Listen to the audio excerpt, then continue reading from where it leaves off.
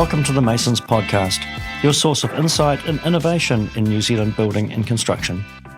Each episode explores the products, systems and solutions that support trades, specifiers and developers to deliver high-quality, durable and efficient buildings across Aotearoa, New Zealand.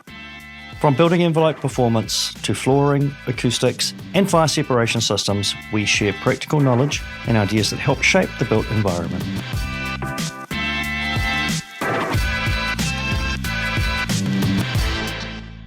Welcome back, everyone, to the Masons Podcast. Today, we're unpacking the Masons Enviro IT wall system, and we're really going to strip this back to basics. So if you're a designer, builder, or even a homeowner, and you've heard terms like AAC, intertenancy walls, or fire and acoustic separation, but you're not quite sure how it all comes together in the real world, well, this conversation should clear a lot of that up. So if you work with medium-density housing, terraces, or apartments, if you simply want a clearer understanding of how intertenancy walls are meant to function, we hope that this conversation will give you that context.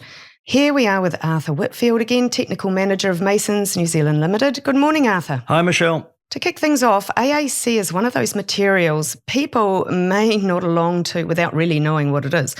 So if you were explaining it to someone who's used to timber or steel framing, how would you describe AAC and what makes it different? Yeah, so AAC stands for autoclaved aerated concrete. It's a concrete product with millions of air bubbles. So it could be described as foamed concrete. It's much lighter but less dense than traditional concrete and has various uses. Great. Okay. It's not a brand new idea, is it? And there's a bit of history behind AAC. Yeah. Can you talk us through where it originated from and how it's been used overseas? Sure. So some very clever Swedish guys in the early part of the last century developed this sort of foamed or lightweight concrete using aluminium powder and calcium hydroxide. And they basically brought about a reaction that foamed the concrete up. So you use a lot less Portland cement with a number of other elements to produce the lightweight concrete. Then in the 40s, you had Joseph Hebel from Germany, who basically perfected the embedding of steel reinforcing into the panels, which gave them a whole new range of uses. They became structural. You could use them for structural purposes because they had known structural properties. Right. So those were the development of AAC panels. And then progressively, the world over, people have used them for all sorts of applications: exterior walls, roofs, floors, partitions, and separations. They're good for fire and acoustic separations. Extremely versatile. Looking at New Zealand projects specifically, where are you seeing AAC Enviro panels being used most often? Yeah, so Enviro AAC is used for intertenancy walls, which we're going to talk about today. They're used for floors, for real premium, amazing feeling floors. They are also used in cladding systems, particularly with renders or plasters over them. Fencing is a common use. People like them for fencing in certain parts of the country. Great. And Is there something behind the name Enviro? Yes, so when the business first imported and distributed the product, they were aware of the fact that it uses a lot less Portland cement in its mix and therefore a lot less energy, because producing cement is very energy hungry. Also, it's a lot lighter. So that means there is less energy required to transport it around and ship it around globally and through the country. So that's why the name Enviro was chosen. We know that now that's a term that gets thrown around a lot, but that was the purpose behind it. Right. When we first launched it a long time ago. A long time ago, sure. Yeah. So if you're using AAC panels within an intertenancy wall, it's got a lot to do. We've got to deal with acoustics, fire, structure and compliance. So when you look at all of that together, why does AAC work so well in that space? AAC is an excellent insulator by its nature in terms of, for example, with fire, and it is also very, very good at stopping fire. It is non-combustible and it does a superb job of stopping fire for quite a long time. Also by its nature, it's the mixture of density and the millions of air bubbles. It's good at stopping certain frequencies travelling through it. Those sort of attributes of AAC make it perfect for fire and acoustic separation as part of an assembly. And one question that comes up is whether systems like this are structural or not. Can the Enviro IT wall system be load-bearing? Yes, not the central barrier material AAC by itself. It relies on the framing, either side of it. And everything that goes together, but the framing is the bit that bears the load. So let me just talk about that, because if people look at our materials online, you will see that there is the light steel framing intertenancy wall that is non-load bearing. What's happened there is that we have not done a full-scale fire test with load to determine whether the system can be load bearing. Right. We have done a full-scale fire test with the timber framing under load. And why this matters is because if, for example, you have two fire cells, fire cell A and fire cell B, if there is a fire in fire cell A and that becomes well involved and you burn out the linings and the framing in fire cell A, what we need is for the intertenancy wall to continue to support the structure and any load placed on it, perhaps with the roof structure, even with the framing on one side burnt out. So that's why it's really important to do a full-scale fire test under load. And what about bracing of the intertenancy walls? Does the panel affect that at all? The panel doesn't provide any bracing. If it did, we haven't tested for it, but you can get bracing from changing your standard 10mm jib to basically the jib product that is indicated in the jib manual for bracing, or by using the bracing calculator. Great. And obviously the nail patterns and anything else that's required by jib. Yes. So you can achieve bracing both sides of the wall very easily by following that. Fabulous. So if someone's using this panel for the first time, what might they notice? Sure. Well, I can remember as a young rep going onto a site in Christchurch and seeing somebody with a saw cutting through this, what looked like a piece of concrete on trestles. And I asked him what it was. And he told me it was pebble panel. And what impressed me was how easy it was to work with the right tools. And then he just picked this up and took off with it across the site. And I was quite gobsmacked. Now, I know many people in the industry are familiar with it now, and it's probably not a novelty, but it's still got weight. And we'll talk about the weight of the panels and the need to plan lifts and that sort of thing later on. But compared to a piece of concrete, it's massively lighter. It is, of course, less dense. Right. And because of its steel reinforcement, you can do things like stick it across a couple of sawhorses or pick it up and hive off with it without it snapping or giving problems. So, and the other thing I would mention was that it can produce a bit of dust when you cut it. So that's something that people should plan for and manage. So that's probably the things that impressed me when I first came across the panel. Okay, now let's take a closer look at the Enviro AAC IT wall system, which incorporates the AAC panel we've just discussed. Can you explain what this system is? Sure. So the Enviro intertenancy wall system consists of a central barrier of 50mm Enviro ACC panels, which are mortared together with our Enviro glue. That's supported by aluminium clips. There's a 20mm gap, minimum 20mm gap, and then there's twin lines of framing, either timber or light cold rolled steel. We have double studs at 2.2 metre centres. Our panels are block stacked or stack bonded, one on top of each other, which surprises some people, but it does make for quite a low waste type installation. Inside of the framing, there will be insulation. It could be people's choice of glass wool or polyester. You could go to mineral wool if you wanted to, although there's no special reason in terms of the fire performance or even the acoustic performance. But, if that's your choice, you could do that. And then there is a minimum of 10mm standard plasterboard. I guess in New Zealand, we commonly call that jib because it's the best known brand. On top of that, you've got your finishes, your aesthetic finishes. But so working from the outside in, you start with your 10mm jib board, you have your framing, you have insulation, and that is for comfort. That is about managing the interior. Then you have got your air gap and your aluminium brackets, your central barrier. Underneath the central barrier, which is Enviro ACC panels mortared together, you have got a galvanized steel channel, which is bolted or screw bolted down to the concrete pad. And then you have the same assembly out the other side.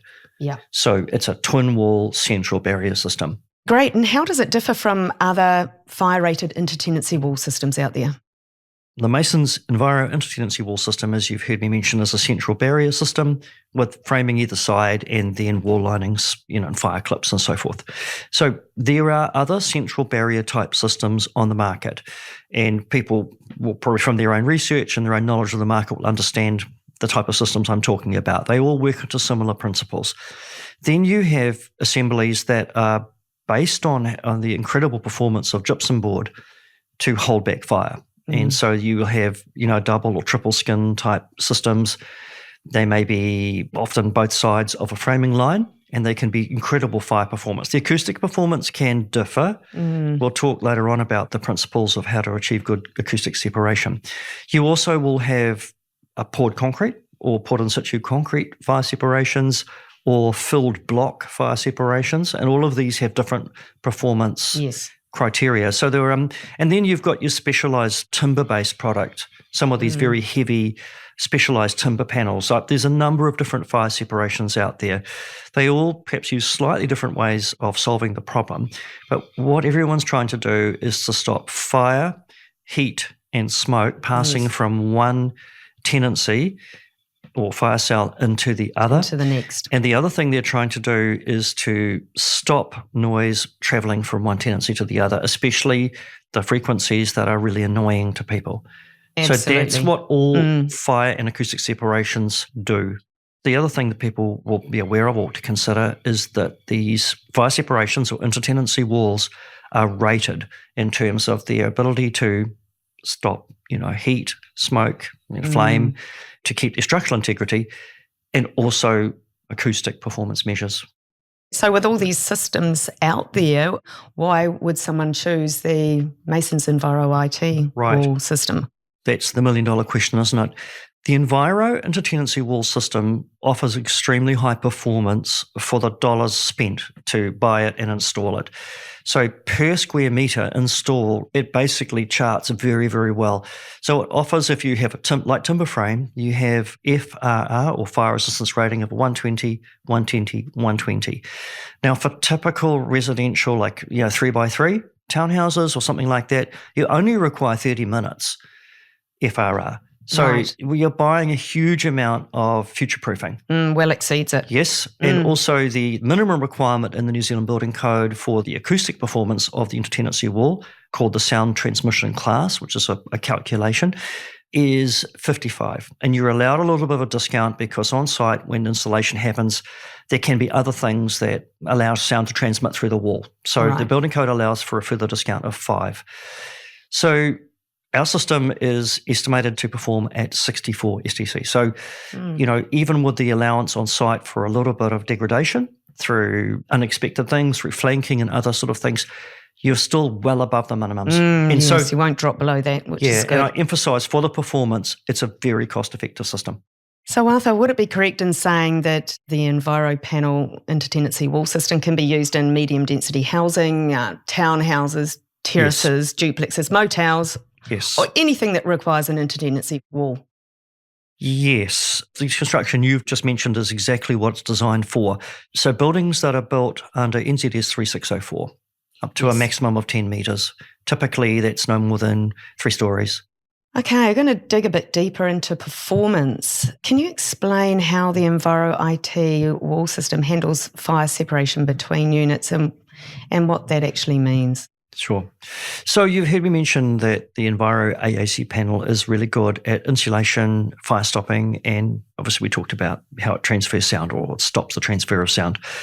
So in the intertenancy wall system itself, if we're talking about 2 tenancies, so you've got tenancy A or fire cell A on one side, tenancy B, fire cell B on the other. What happens is if a fire starts up in fire cell A or tenancy A, we certainly hope the occupants have woken up, smoke alarms have woken them, they've been able to get out of that dwelling intact with their pets and kids and all that sort of thing. So what we've got now is a fire which may or may not become involved, depending on a number of factors. So what happens is if that fire does become involved and gets up to a decent sort of a heat and conflagration, what will happen is the jib board will hold that fire back in fire cell A for quite some time. Jib board and plasterboard or gypsum board is amazing in terms of holding back fire. Eventually, fire will find its way through that board, and then it will get into the framing and the air gap space in front of the Enviro AAC panel. What happens is the insulation will burn out and melt, the framing will burn out, the aluminium brackets will melt, and essentially, worst case scenario, the whole of tenancy A or the fire cell A will just completely burn out. Yes. Because of the nature of the wall and the nature of the AAC panel, the fire and the heat and the smoke will not get through the intertenancy wall and affect the people in tenancy B. And the whole purpose of the system is so that the people in the other tenancies can hear the fire alarms, gather up their pets and their children, their passports, and get out of the building safely. And, everybody can sort of get out in the car park. Yes. So that's the whole idea. So that's how it works. The idea is to contain the fire on one side of the firewall or the intertenancy wall. Protect damage to the unit next door. So between the jib board and the Enviro AAC panel, you've got at least 120 minutes of integrity in terms of heat or smoke or flame getting through the central barrier. Those are the key things. And it's done its job. It's slowed the spread. That's right. Stability means that it will still be structurally sound, even if the structure or the framing on one side burns completely out. And insulation is this business about holding back heat and other aspects that would damage people on the other side of the intertenancy wall. You've heard me talk about FRR of 120, 120, 120. That is not the case for light steel. It's dash 90, 90. Okay. So why, Arthur, would it be a 90-minute rating for the steel compared to 120 for the timber? So steel and timber behave differently under fire. Well, they will involve fire and the high temperatures that are involved. So the reason why there's a dash in the dash 9090 is because we haven't done a full-scale fire test under load with light steel framing. The second part is that steel tends to lose its properties, starts to soften and not be able to do its job structurally at certain temperatures, at certain stages in a fire. They both have very known properties. This is very well known to the structural engineers, the fire engineers, and that is why the difference. It's also to do with the amount of material. It's getting into sort of quite a specialised realm, but that is the fundamental reason. And smoke's a major factor too, isn't it? Huge. Yeah. Things I've learned by going to the NZ fire conferences, which I really recommend to anybody in the building industry, is that smoke will do a lot of damage to people and it will do it early. What about the acoustic side of things? Does it make a noticeable difference for people living next door? Is it more of a compliance tick box? Right. There's sort of like 2 or even 3 parts to that. Is it a compliance tick box? It's certainly to do with compliance. And rightly, in this country, we have standards for the amount of noise that can travel through an intertenancy wall. You have separate tenancies. So the intertenancy wall is effectively like a boundary. So if I've bought Unit A, you bought Unit B, you're practicing the drums, your kids are learning violin, and I want to enjoy peace and quiet, a really well-constructed, well-designed intertenancy wall is going to make a big difference to people's quiet enjoyment. It really does make a huge difference. It does. It also, compliance is obviously very important. Yeah, and it's changed from 30, 40 years ago, hasn't it, where people are just living in closer proximity. You certainly know when you're in an older building or a hotel where the construction doesn't lend itself to blocking noise through partitions, you certainly notice it. Yeah. And contrast, when you go to places where perhaps the construction or the designer has really thought about that and just how quiet and really peaceful it is. Don't you? Right, let's talk about the system components that make up the Enviro IT wall. Can you tell us a bit about all of those, Arthur? Yeah, sure. So I guess there's no surprise to people that the Enviro AAC 50mm panels are a key component. So 2200 millimetres long by 600 millimetres by 50 millimetres. So hero product. Then you need Enviro glue mortar or adhesive mortar to bond all of these panels together. And once that's done, you essentially have one piece of lightweight masonry. The steel channel, galvanised steel channel, screw bolts or donor bolts for the base of the wall, the all-important aluminium fire brackets, and then specific screws. We have screws that goes into the framing and then screws that go into the panel. They need to be exactly specific as per the system as they have been tested for performance. Sudal firecrol seals the galvanizing channel down to the concrete floor or the concrete pad. The insulation, the framing, and the gypsum board, which is typically going to be jib board, a minimum of 10 millimetre, unless you're using something else for bracing purposes or something along those lines. Right. And mineral wool for the fire seals, super important.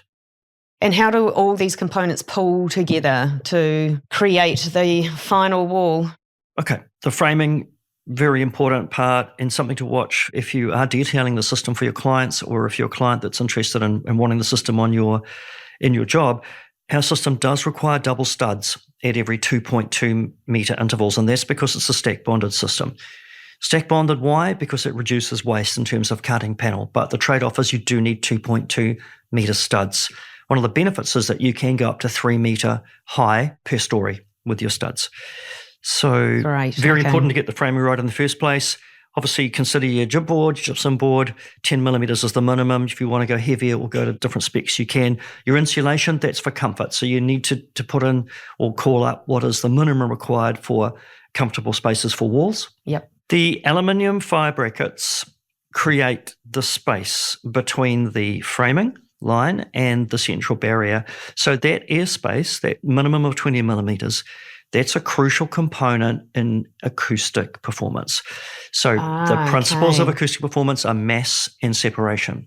So we get the mass from the central barrier, the Enviro AAC panel, to a degree, and we also get mass from the gypsum board. Right. Those two products provide mass. The separation comes with the air gap, and that's provided by the aluminium brackets. Now, because we have got physical connections between the central barrier and the framing, we have to have that for structural purposes and to hold it all together and make it behave itself. So when you've got a connection, sound can transfer. Yeah, so the game is to try and get the minimal number of physical connections between the central barrier and the framing while still providing enough structural performance. That's the trade-off. Are there any variations in the system depending on whether it's a timber or steel framing or even building height? Yes. Okay. So the main variation would be if it is a light steel framing choice or call up, that the screws used to fasten the fire brackets to the light steel framing are slightly shorter. And the major thing is that we don't offer a load-bearing system at this time with light. You touched on that. Yeah, thanks. That's an important consideration. So if you're wanting to rest some of your trusses or roof load on the wall, well, you can't do it. No. You basically can't do it. So those are the two major considerations. Okay. And the fire rating is lower for light steel. Let's switch over to design considerations. What should designers really be thinking about early on when specifying an intertenancy wall to make sure it, performs properly? Right. So I've got to try and put myself in the position of a designer, put myself in your chair, Michelle, but it's like everything with building design. The building designer has to juggle the minimum requirements and what they can do to achieve greater than minimum requirement, budget, cost, buildability, access to the site. They have to think about footprint. So, for example, the intertenancy wall that we've been discussing and similar central barrier twin frame intertenancies walls, they're high performance, that they do demand a certain amount of footprint in the build. So that can have a bearing on the occupied space. So as you would know as a designer, there's so many things the designer juggles, including the client's expectations. So and integration with other building systems too. So it's probably difficult for me to answer, but the questions they would ask themselves would be, what degree of fire and acoustic separation do I have to have, and what would I like to have? Then how's it going to affect my occupied area or the space inside? And then if you've got difficult sites or you've got remote locations, there's also many factors. Like this system that we've been discussing today is pretty tolerant of construction moisture.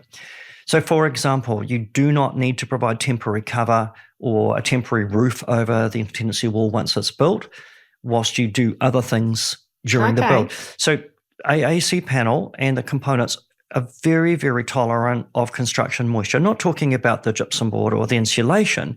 The mineral wool is always put in later anyway, but it's also quite tolerant of moisture. It doesn't need babying, and that may be a consideration if the designer's thinking about the construction sequencing and stuff. How critical is it to make sure that everything is continuous with no gaps? Pulling that apart. So the typical junctions that you've got are the concrete pad, so that's taken care of with the galvanised channel and the Cedal fiacryl. The junctions with the exterior cladding, the vertical cladding, that is a mineral wall, is compressed by 10%, is an incredibly important element. And often there is timber battens there as well for the known char rate. So you've got a belts and braces, to stop fire and smoke sneaking around the edges of the wall. And at the top where it intersects with the roof decking or roof cladding, you've got carefully installed mineral wool again. Mineral wool. So those are the crucial junction details. And you mentioned no gaps. If there's one thing, people constructing this wall system or inspecting this wall system, an architect on site, an owner on site, if you can see a gap anywhere through our intertenancy wall or anyone else's intertenancy wall, it will not hold back smoke, flame, and heat. That's a problem. Or in sound. Any Absolutely sound will travel through compromised. any air gap, any hole, any gap. At that stage, yes. No, No there more never gaps. should be. No more gaps. No more gaps. So are there any common mistakes that you see in construction that can cause issues later on? Yeah, so you've already touched on one, which is gaps. Yep. Absolutely. Under no circumstances, any gaps anywhere with the completed intertenancy wall, especially special attention to fire seals. Secondly, we've mentioned it earlier, and it's just something that could easily happen. And my plea to any project manager, construction manager is please make sure your teams installing this wall are using a clutched drill driver. That's written in all of our manuals, it's on our drawings, and that is downstream from testing that we have done, structural testing that we have done, and it works very well if people use the right settings with their drills. What about limitations on the system? Does the designer have to keep within certain parameters when they're... As with any proprietary system, yes. So go to our system manual, go to our system drawings. The big one is that you limit, if you call it a limitation, you've got to go have no more than 3 meters stud height. Yeah. And there is a limit to how far you can project past that for like a parapet or something. The framing is as it is set out in our system. So it must be double studs at every 2.2. Like there's no component swapping basically because it is a tested system and a reviewed system. There is no room for component swapping. Okay, and talk to us about construction joints, Arthur. Right, so construction joints are important in the system just to allow for a bit of movement over time or very small seismic movement. Running up and down the wall, if you think of it, running from the base to the top of the wall, we're looking for a horizontal construction joint every 10th panel. So that's the panels are 600 millimetres wide, so that's every 6 metre spacing, near a mid-floor. So where there typically might be some movement. And if we're going, along the intertenancy wall, a vertical construction joint, so a joint running from the concrete pad right up to where it joins the roof decking, we suggest that every 4th panel, 2.2 metre long panel, or 8.8 metre spacing, but it must occur after every 5th panel, 2.2 metres long. So that's maximum, right? Let me see, that's 11 metre spacing. So that's your maximum that you can go without putting a movement or construction joint in. Okay. So you've got a choice of how people see all those joints because we've talked so much about gaps and stopping the things we don't want moving through the intertenancy wall. There's 2 ways of doing it. One is to put in PEF compress 30%, and then filling both sides, emphasise both sides of the joint with Sudal firecryle, minimum 10 by 10 bead. The way that most people do it, because of just dollars and cents, is they put mineral wool into that construction joint carefully with a minimum of 10% compression. Right. No sealant required, just the mineral wool. There's 2 different ways that people can do it, and that should be thought through because sometimes it might be difficult to get the sealant in to the joint. So the sequencing of sealing that joint is important, and I have seen people caught out. Okay, thanks for that. From a compliance perspective, what kind of documentation comes with the Masons Enviro IT wall system? As people would expect, we have a design and installation manual. We also have a set of drawings to guide people. There is a record of works, record of installation, which we encourage people to use, and that also sort of a bit of a step-by-step guide that things have been done correctly. The system carries a code mark, certificate of conformity, and those are probably the big ones. Perfect. Okay, thanks. Okay, and wrapping up, where can people go to find more information or get technical support? Go to Mason's website, which is mpb.co.nz. Alternatively, you can search on our website and find your regional representative, reach out to them, be happy to provide support. You can also go to MasterSpec, SmartSpec, or EBOS for detailed information. Great. Well, that's it for today. Even though you don't see them, these walls do a lot, keeping homes safe, quiet and comfortable. Absolutely. If you are working on multi-unit housing or just curious about how these systems work, then the details matter. So check out Mason's guides or call their support team. Thanks for listening, and we'll be back soon with more insights from the world of building and design and keeping buildings smart.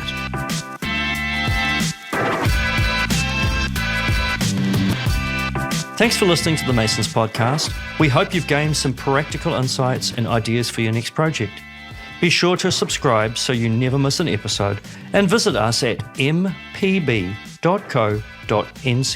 for more information on our product, systems and solutions. And join us next time as we continue to explore smarter ways and solutions for building in New Zealand. This podcast is for general information only. While we aim to provide accurate details on building products and systems, Masons is not liable for reliance on this content. Always follow product specifications, manufacturer's instructions, and relevant building codes.